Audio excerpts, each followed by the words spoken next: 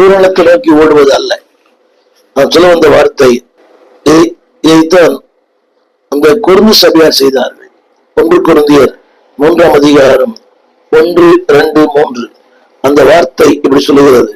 1 கொரிந்தியர் 3:1 சபைக்கு வந்துட்டாங்க, செத்திட்டு அறிஞ்சிட்டாங்க, ஞானஸ்நானம் எடுத்துட்டாங்க.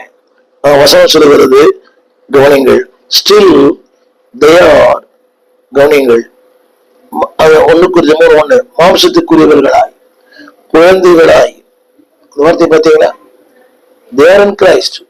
அந்த வசனம் 1 கொரிந்தியர் 1:2 பரிசுத்தவான்களாய், பரிசுத்தவான்கள் ஆகும்படி அழைக்கப்பட்டவர்களாய், they are saint and they are called to be saint. ஆங்கிலத்தில் அழகா இருக்கு வசனம், they are saint, பரிசுத்தவான்கள் ஆகும்படி அழைக்கப்பட்டவர்கள். அவங்க எப்படி இருக்கிறாங்கன்னா மாம்சத்துக்குரியவர்களாய் குழந்தைகளை போல. இன்னைக்கு நிறைய பேர் பேச்சு பார்த்தாங்கன்னா குழந்தை மாதிரி பேசுறது.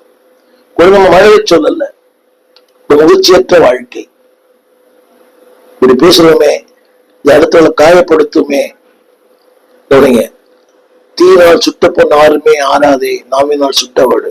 அந்த வார்த்தை காலம் முழுக்க அப்படி இருக்குமே. அவள் சொன்னாள், அவன் சொன்னான். அவங்க சொல்லுவாங்க, அப்படியே நான் சொன்னேன், அப்படி நான் பேசலையே, அந்த கருத்தோடு பேசலையே, அந்த சிந்தையோடு பேசலையே, அவங்களுக்கு தெரியாது. ஆனால் காயப்பட்டவர் சாகும் வரை இந்த காயம் அவருக்குள்ள இருக்கும்.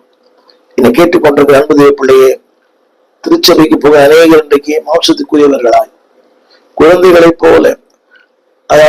அதுக்கு என்ன காரணம் என்றால் 1 கொரிந்தியர் 3:2 அவருக்கு இன்னும் அந்த பலன் இல்லை.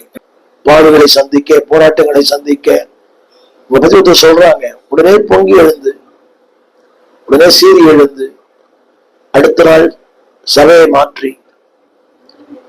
யோசித்து பார்த்தீங்களா? உங்கள் பொறுமைக்கு சோதனை தான் அது. திரும்ப சொல்லுகிறேன், உங்களுடைய அந்த அந்த பூரணத்துக்கு சோதனை தான் அது. அவ்வளவு ஈஸியா வராது பூரணம். தடைகள், பாடுகள், போராட்டங்கள். இன்றும் அதற்கு 54 ஆண்டுகள் ஆகிவிட்டது. Still struggling. போராடி கொண்டு இருக்கிறோம், போராடி கொண்டு இருக்கிறோம்.